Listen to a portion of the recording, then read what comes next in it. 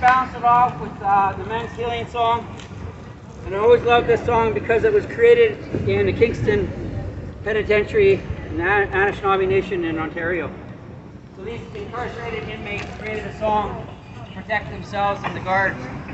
So it was first the women that made a song on the women's side because there was a riot going on. So they tapped on the bars and they sang the Woman's Strong song. And they weren't harmed and none of the guards were harmed. So the men heard about what had happened on the women's side, so they created this song, the men's healing song. It's just basically about protection, love, and that road. We all need to heal in some different way, some form. It would be an honor if Roxanne would start it off.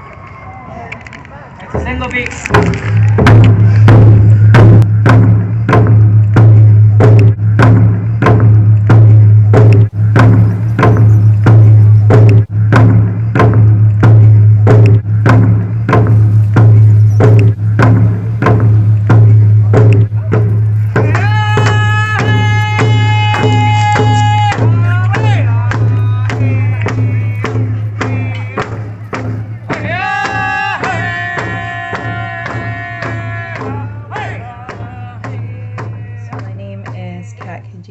I am the ED and founder of UNDU. UNDU stands for Uniting Northern Drug Users Undoing Stigma, and we operate on the traditional stolen territories of Lheidli-T'enneh, colonially known as Prince George in BC. We are an Indigenous-led, peer-run, grassroots organization full of diverse perspectives of lived and living experiences who come together to try and fill in gaps and respond to arising challenges that continue to happen for our people who are entrenched with addiction, struggle with poverty, deal with discrimination and stigma on a daily basis. What does it mean for you to be a peer? It means to give back to community and a chance to save lives. A little bit of pocket money as well. It made a big difference. It helps the person's chin up when they're down, for sure. It's more for my kids growing up in this town. I'm almost fearful of the way addicts and people with multiple barriers are treated. The safe equipment that we provide, to the snacks, to the contacts, I think it makes a big difference.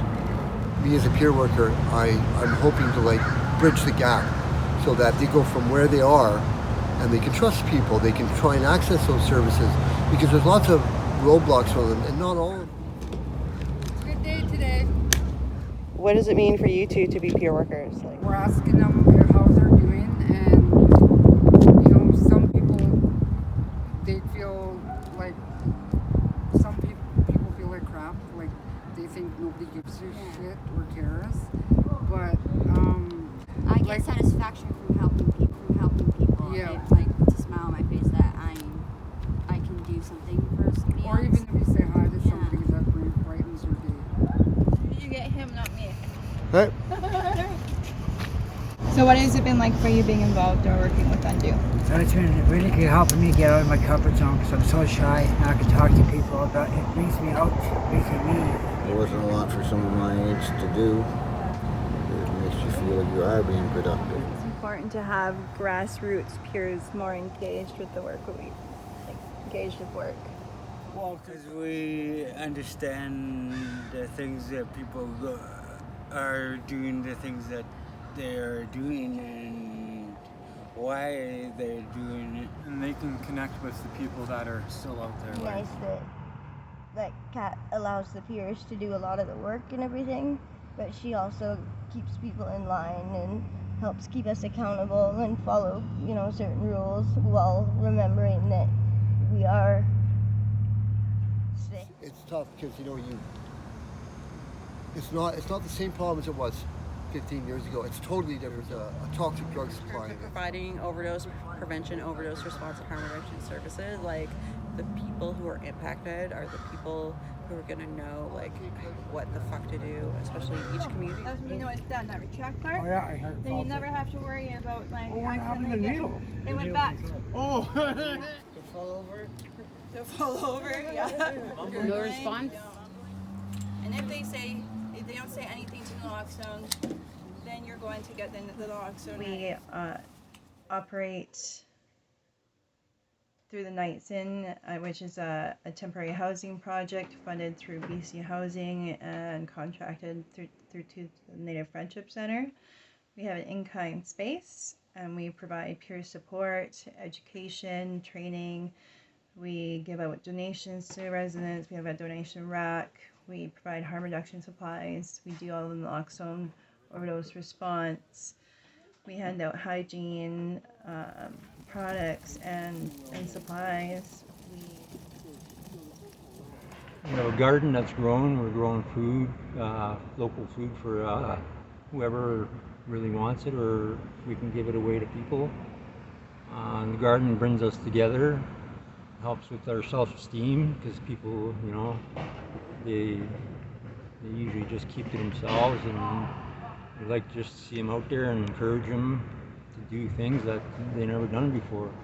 Being on the spot, but right now I'm at the gardens, the community gardens, and here we help out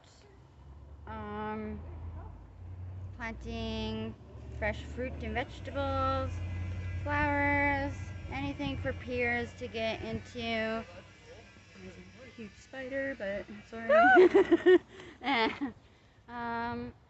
Just so that people have things to do, and other than, you know, who have really bad addiction, rather than sitting in their tent or at home.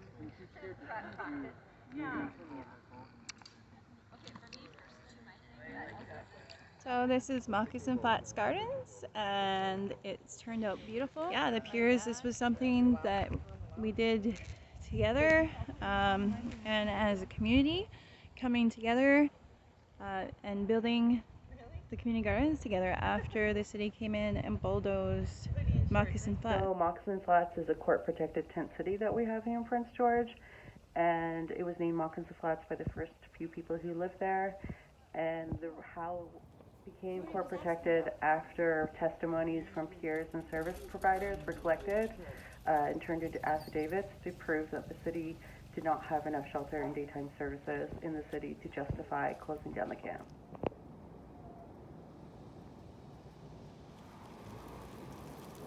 It taught me a lot of things about the human spirit and how we can help each other.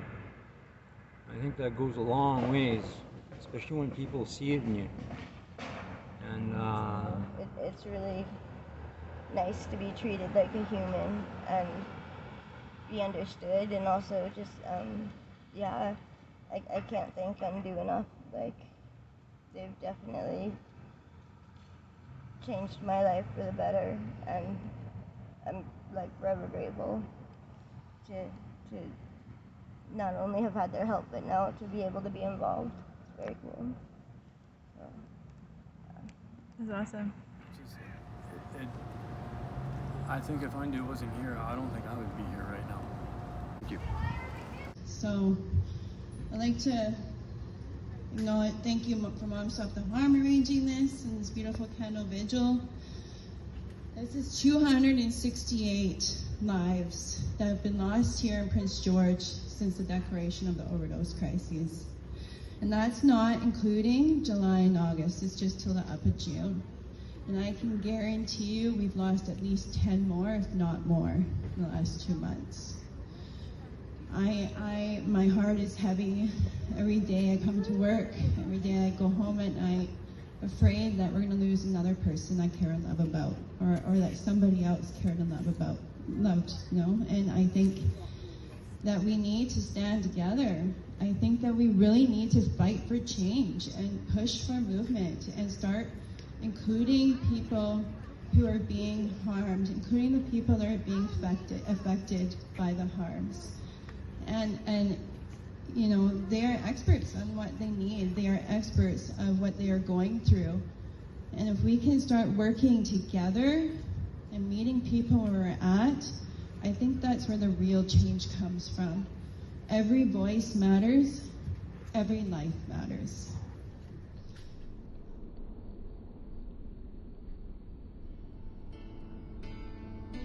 Picking up the phone, who's it gonna be this time? This time. It's the sound of your voice, but it ain't really you on the line. When you're gonna come out on the other side? Well, it's on you, cause you know there ain't nothing we can do, no matter how hard we try. Ooh, can't make you drink that water. My name's Barry, and I enjoy this time with everybody. Is that good? That's awesome.